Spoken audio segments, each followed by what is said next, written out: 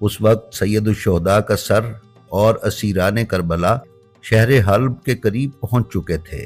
ان خاتون نے اپنے والد کے ساتھ خروج کیا اور حلب اور اس کے اطراف کے لوگوں سے مدد طلب کی، اور 70 سے زائد افراد کے ساتھ انہوں نے مردانہ جنگی لباس پہن کر فوج یزید کا سامنا کیا۔ اسیران کربلا کو لے جانے والے یزیدی فوجیوں کی تعداد چونکہ بہت زیادہ تھی، اس لیے اس جنگ میں ان بی بی کے ساتھ 90 مرد اور 12 خواتین شہادت کے درجہ پر فائز ہوئیں۔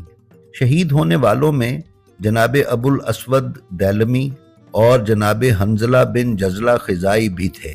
یہ جنگ 10 ربیع الاول سن 61 ہجری کو ہوئی۔ ناظرین، جناب درۃ الصدف نے نہایت بہادری اور دلیری کے ساتھ اہل حلب، بنی ذیل اور بنی جزا کے لوگوں کو اکٹھا کیا اور اپنی